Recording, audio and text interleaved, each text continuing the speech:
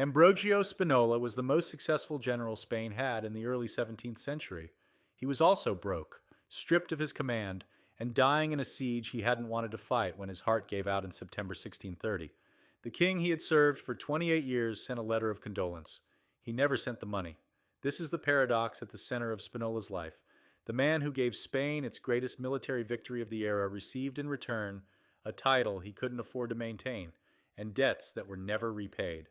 He had arrived in Flanders in 1602 as one of the wealthiest men in Genoa, funding his own army out of his own pocket because Spain's treasury was, as usual, empty. By the time he won Breda, the fortress every military expert in Europe had agreed was impregnable, he was financially ruined.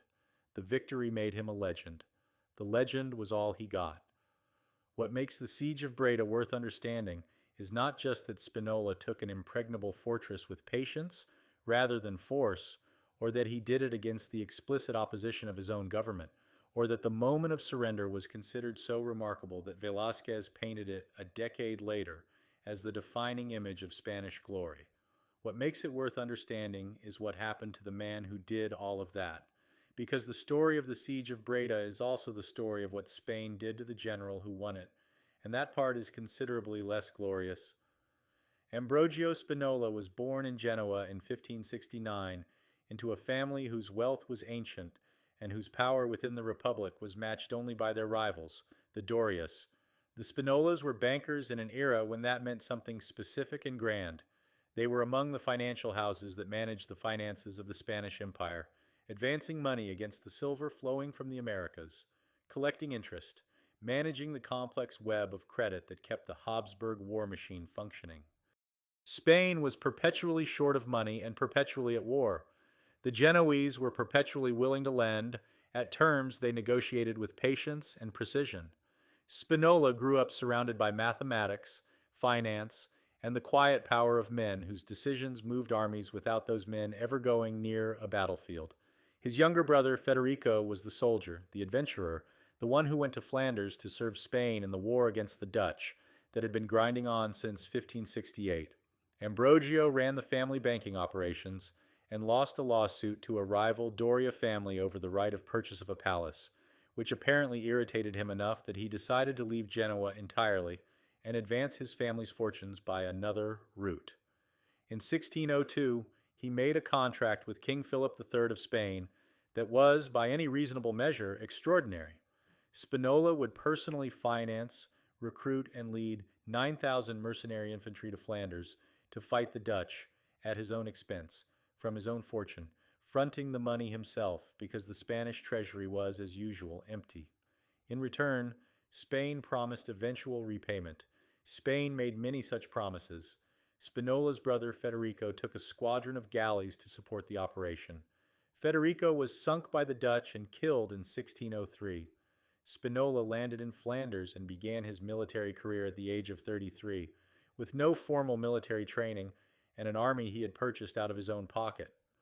What he had, in lieu of training, was the mathematician's mind his mother had cultivated in him since childhood, an ability to analyze problems systematically, to understand terrain and logistics as geometric problems, to see the connections between supply and maneuver and fortification that professional soldiers often missed because they had absorbed their doctrine too thoroughly to question it.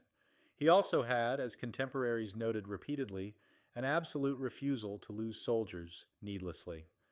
Spinola understood that the men under his command were expensive assets that he had personally paid for, and he managed them with the same careful stewardship he had applied to his banking portfolios. His first major assignment was the siege of Ostend, which had been in progress since 1601 and had consumed tens of thousands of casualties on both sides without resolution. Spinola took command in September 1603 and captured the city in September 1604, 1 year, as he had promised, against a siege that had already gone on for 3 years. Contemporary observers were astonished. Maurice of Nassau, the Dutch commander who was Spinola's primary opponent throughout his career, was astonished. The Spanish crown was delighted. Then came the bills. In 1606, Spinola went to Spain to collect the money Spain owed him for years of financing the war. The Spanish treasury was empty. Rather than paying Spinola back, Philip III asked him to pledge his remaining personal fortune as security for future loans to keep the war going. Spinola, apparently still believing that Spain would eventually honor its commitments, agreed. He was never repaid. By 1611, he was financially ruined. A man who had arrived in Flanders wealthy enough to fund an army and who had given away his entire inheritance in service to a king who granted him titles in lieu of the money he was owed. He kept fighting. Breda was not simply a city, it was the keystone in the Dutch defensive system along the southern frontier of the Republic, a fortress that had been continuously upgraded and reinforced for decades by the engineering genius of Dutch military architects who had developed the bastioned fortification into the most sophisticated defensive technology in the world. By 1624, Breda had 15 bastions, 14 ravelins, 6 hornworks beyond the main moat, and a water system that could flood the surrounding countryside at will by opening sluices in the River Mark. Its moat was 55 to 117 meters wide and 5 feet deep. Access was through 4 heavily defended gate complexes. The Dutch were justified in their confidence in Breda's defenses. The previous capture of the city in 1590 had been achieved not by force, but by one of the most celebrated ruses in Dutch military history. A group of Dutch soldiers hidden under peat in a supply boat had entered the city and seized it from within.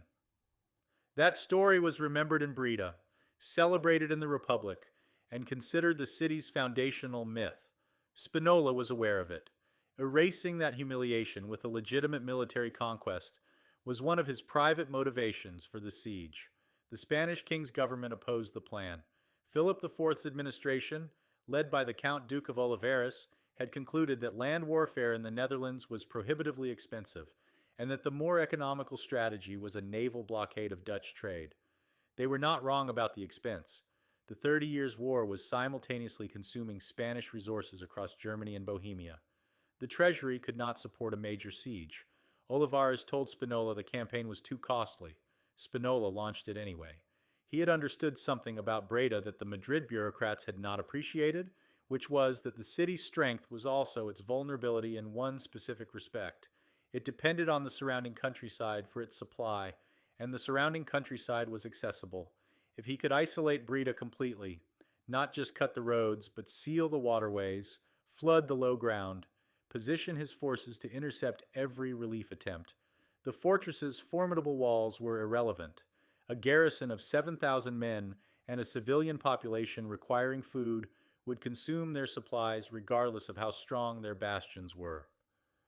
He arrived before Breda on August 28, 1624, with a force that at its peak reached 40,000 men. This number requires context. Not all of them were frontline combat troops. Spinola's army was a complex system, a large portion of which was dedicated to logistics, construction, and the maintenance of the siege lines rather than direct combat. The force included Spanish infantry, Italian regiments, German and Walloon troops, French volunteers, and contingents of English and Irish Catholics fighting for the Catholic cause. It was arguably the most diverse military force assembled in Northern Europe during the 17th century, and managing its supply lines, which had to travel 12 hours through hostile territory from Antwerp, was itself an achievement of organizational genius. Rather than digging the continuous lines of siege trenches that conventional doctrine called for, Spinola established a ring of forts and redoubts around the city, linked by supply routes and supported by artillery positions. He then pierced the nearby dikes to flood the low ground between his ring of positions and the city, making it difficult for either a sortie from Breda or an attack from a relief army to move effectively through the terrain. The countryside around Breda was turned into a complex of flooded fields, fortified posts, and controlled approaches, a managed landscape designed specifically to make Spinola's position nearly impregnable from the outside. Maurice of Nassau arrived with a Dutch relief army in October 1624 and established his camp north of the Spanish lines, beginning his own system of trenches towards Spinola's positions. For weeks, the two armies faced each other across an increasingly complex terrain of earthworks and flooded fields, the greatest siege engineer of the Protestant world attempting to cut through the positions of the greatest siege engineer of the Catholic world.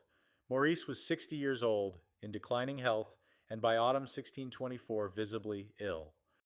He had spent his entire career transforming Dutch military organization, developing the bastioned fortress system that Breda exemplified, and training an army that had repeatedly frustrated Spanish ambitions in the Low Countries. Against Spinola specifically, his record was generally respectable. He had won enough engagements over the years to keep the war in stalemate. But at Breda, Maurice found himself facing a problem his engineering genius could not solve. Spinola's position was simply too well constructed and too well supplied to break through quickly, and Maurice did not have the time. He died at The Hague on April 23, 1625, while the siege was still in progress. His brother Frederick Henry succeeded him as stadtholder and commander of the Dutch forces, inheriting an army that had spent months trying to break Spinola's lines and had failed at every attempt. The mercenary captain Ernst von Mansfeld, hired specifically to relieve Breda, made 5 attempts to penetrate Spinola's cordon and was repulsed each time. The Dutch hired soldiers moved them into position and watched Spinola's responses neutralize each approach before it could be pressed home. Inside Breda, the garrison commanded by Justin of Nassau was discovering what it meant to be besieged by a man who understood logistics as well as fortification. The food stocks that had been laid in before the siege, calculated to last a year, were being consumed by a garrison and civilian population under conditions of extreme psychological stress, reduced rations, and the accumulated damage of disease. Scurvy appeared, the teeth-loosening, joint-aching deficiency disease that followed any extended period of eating, preserved food without fresh vegetables. At one point, a garrison officer treated a mass outbreak of scurvy by distributing a placebo, a medicine that contained no active ingredients, with remarkable success, the garrison's symptoms improving simply because the soldiers believed they were being treated. The episode was later cited in early discussions of what we now call the placebo effect. By spring 1625, the city was starving in earnest. Defenders were eating turnip oil when they could afford it, and dog meat when they could afford to bribe the city's executioner for access to the carcasses. The population had dropped from an estimated 13,000 at the siege's opening to significantly fewer. 5,000 civilians and soldiers had died of starvation and disease by the time the end came. When Spinola intercepted a message from Justin of Nassau describing conditions inside the city, he knew the siege was over. He sent generous surrender terms. The garrison would march out with full military honors, weapons and flags intact. The citizens would be unmolested. No looting. No reprisals. The Dutch soldiers would be allowed to go where they chose. Justin of Nassau accepted on June 5th, 1625. The surrender ceremony became the most celebrated military moment of the decade, reported across Europe in pamphlets, engravings, and diplomatic dispatches. European princes sent observers to Spinola's siege. The young Władysław of Poland was present for part of it, and was reportedly so impressed by what he saw that he returned to Warsaw determined to modernize the Polish army along Spanish lines. The fall of Breda appeared in plays, poems, and sermons from London to Rome within months of the event. What struck observers most was not simply that the city had fallen, but how Spinola had taken it. No assault, no breach, no storming of the walls. Breda had been the most fortified city in the Low Countries, its garrison fully supplied and expecting relief from the most capable Dutch commander of the age, and Spinola had taken it by patiently making the relief impossible and the supply lines non-existent, letting hunger accomplish what artillery could not. Contemporary military writers analyzed the siege for decades afterward as a model of methodical patience applied to what had seemed an intractable problem. Velázquez painted the surrender a decade after it happened, in 1635, commissioned by Philip IV as part of a series of paintings depicting Spanish military victories for the new Hall of Realms in Madrid's Buen Retiro Palace. By 1635, Spinola had been dead for 5 years. Velázquez painted the general's face, partly from memory, partly from portraits, and got the details wrong in ways that experts have catalogued. The armor isn't quite right. The perspective of the keys being handed over is slightly off. None of this affects the painting's power, which comes from something Velázquez understood instinctively. The human dimension of a military transaction between two men who had been adversaries for years, and who were, at the moment of surrender, treating each other with the courtesy that their situation demanded. Spinola's gesture, preventing Justin from kneeling, laying a hand on his shoulder, was not merely theatrical generosity. It was a statement about what kind of victory Breda represented and what kind of general had won it. The Dutch garrison that marched out of Breda in June 1625 retained its weapons and its dignity. The citizens who remained behind were not harmed. Spinola had calculated that a victory achieved through patience and engineering needed to be consolidated through politics, that the way you won a city determined whether you could hold it, and that a population that had not been sacked and massacred was a population that might eventually accommodate itself to the new order rather than resist it at the earliest opportunity. He had learned this too from the financier's perspective. A city destroyed is an asset depreciated. A city intact is a city that generates revenue. Philip IV sent Spinola a letter of congratulation and a gold medal struck to commemorate the siege. He did not send money. This was consistent with the relationship between Spinola and the Spanish crown that had prevailed since 1602. Spain extracted from Spinola everything it could extract: his fortune, his military genius, his organizational capability, his willingness to wage war on a shoestring, while Olivares economized on military spending, and returned titles and honors where it had promised financial restitution. The titles were real. Spinola was made Marquis of the Balbaces, a grandee of Spain, a knight of the Golden Fleece. His family's social standing was transformed. His personal fortune remained non-existent. After Breda, the inability to follow up on the victory became immediately apparent. Spinola urged the Spanish government to use the momentum of Breda to press a larger campaign. The Dutch were shaken. Maurice was dead. The new stadtholder, Frederick Henry, was still establishing his authority. The window was narrow but real.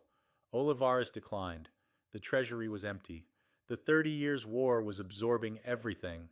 Spinola argued. Olivares ignored him. Frederick Henry captured Graul in 1627, taking back a fortress that Spinola had won years earlier, and Olivares blamed Spinola for the loss. The accusation was politically convenient and militarily absurd. Spinola had been warning for months that without adequate funding, his forces couldn't hold what they had. But Olivares had reasons independent of military logic for wanting Spinola diminished. Spinola was celebrated across Europe as Spain's greatest commander, praised by foreign princes and ambassadors, the subject of paintings and poems and diplomatic admiration. Olivares ran the Spanish government under a king who was 17 when he took the throne and who required an all-encompassing minister to manage the empire's affairs.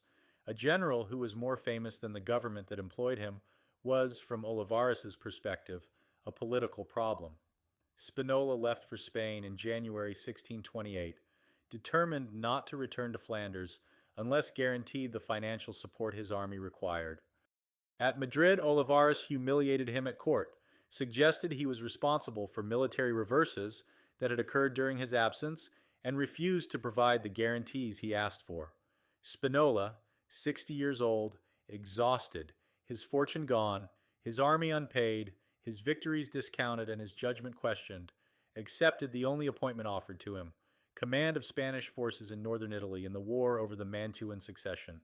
He was sent to besiege Casale in Piedmont, a city he had not chosen to attack and for which the Spanish government provided inadequate resources, and he died there on September 25, 1630, in the middle of an operation he had not wanted to conduct, with the word honor reportedly on his lips at the end.